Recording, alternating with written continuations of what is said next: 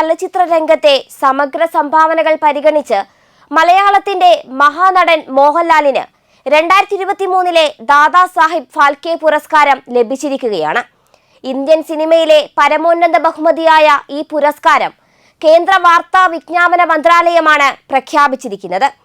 തീർച്ചയായും ഓരോ മലയാളിയെ സംബന്ധിച്ചും അഭിമാനിക്കേണ്ട നിമിഷം തന്നെയാണിത്. അക്കാര്യത്തിൽ തർക്കമില്ല. എന്നാൽ ഇതോടൊപ്പം ചില ചോദ്യങ്ങളും സ്വാഭാവികമായും ഉയരുന്നുണ്ട്.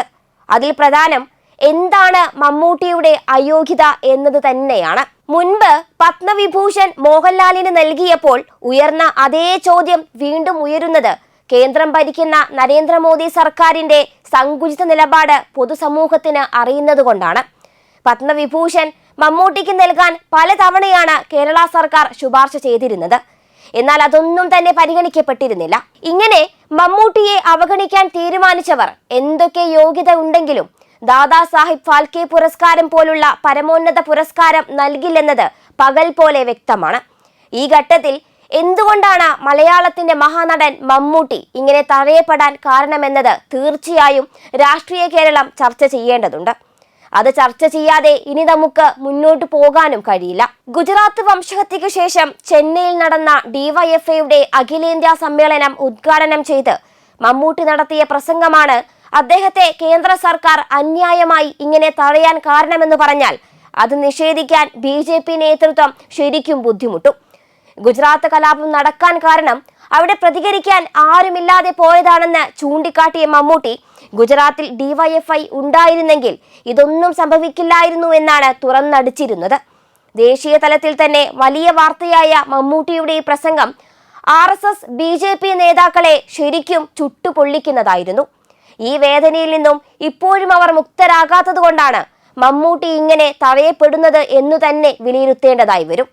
ഇന്ത്യയെ പോലുള്ള ഒരു ജനാധിപത്യ രാജ്യത്തിൽ തങ്ങൾക്ക് ഇഷ്ടമില്ലാത്തവരെ BJP ഭരണകൂടങ്ങൾ എങ്ങനെയൊക്കെയാണ് ഒതുക്കുന്നത് എന്നതിന്റെ നേർചിത്രം കൂടിയാണിത്.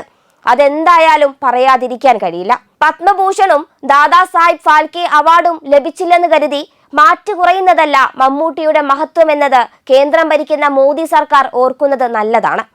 എല്ലാ പുരസ്കാരങ്ങൾക്കപ്പുറവും വളർന്ന മഹാനടൻ തന്നെയാണ് മമ്മൂട്ടി എന്നത് ഈ രാജ്യത്തെ ജനങ്ങൾക്ക് തിരിച്ചറിയാൻ സാധിക്കും. രാഷ്ട്രീയ തലത്തിലുള്ള ഇടപെടലുകൾ പുരസ്കാര നിർണയങ്ങളെ സ്വാധീനിക്കുമെന്ന് അറിഞ്ഞിട്ടും മമ്മൂട്ടി ഇതുവരെ തന്റെ രാഷ്ട്രീയ കാഴ്ചപ്പാടുകളിൽ നിന്നും ഒരടി പോലും പിറകോട്ട് പോയിട്ടില്ലെന്നതും ഈ ഘട്ടത്തിൽ പറയാതിരിക്കാൻ കഴിയില്ല.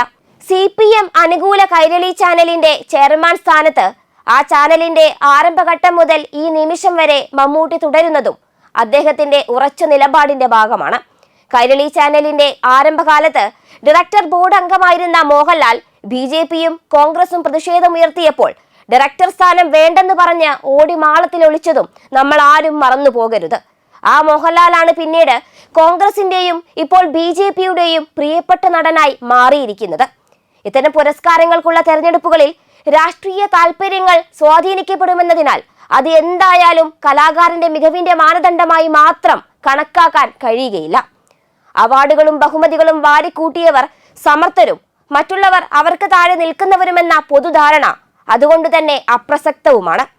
അവാർഡ് നിർണയ സമിതികൾക്കില്ലാത്ത നിഷ്പക്ഷത ആസ്വാദന ബോധമുള്ള സാധാരണ പ്രേക്ഷകരുടെ മനസ്സിൽ ലഭിക്കുന്ന വലിയ സ്ഥാനത്തിന് തന്നെയാണുള്ളത്. ആ നിലയിൽ വിലയിരുത്തുമ്പോൾ മലയാളി മനസ്സുകളിൽ എന്നേ പത്മവിഭൂഷണും ഫാൽക്കെ അവാർഡും ലഭിച്ച നടൻ തന്നെയാണ് മമ്മൂട്ടി. മോഹൻലാൽ എന്ന് പറയുന്ന നടൻ എന്ന നിലയിൽ നമുക്കെല്ലാവർക്കും പ്രിയപ്പെട്ടവനാണെങ്കിലും എക്കാലത്തും കേന്ദ്രം ഭരിക്കുന്ന സർക്കാരുകളോട് ചേർന്ന് നിന്ന് പോകുന്ന ഒരു നടനാണ് എന്നത് കാണാതിരിക്കാൻ കഴിയുകയില്ല.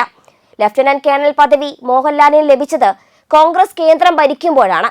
ഇതിനുശേഷം നരേന്ദ്രമോദി കേന്ദ്രത്തിൽ അധികാരത്തിൽ വന്ന ശേഷം വല്ലാത്തൊരു RSS പ്രേമം ലാലിനെ പിടികൂടിയിരുന്നു. സംഘപരിവാർ നേതാക്കളുമായി അടുത്ത ബന്ധം പുലർത്തിയ മോഹൻലാൽ പരിവാറിന്റെ സേവന വിഭാഗമായ സേവാഭാരതിയുടെ വിവിധ പരിപാടികളിലും നിരന്തരം സഹകരിച്ചു പോന്നിരുന്നു.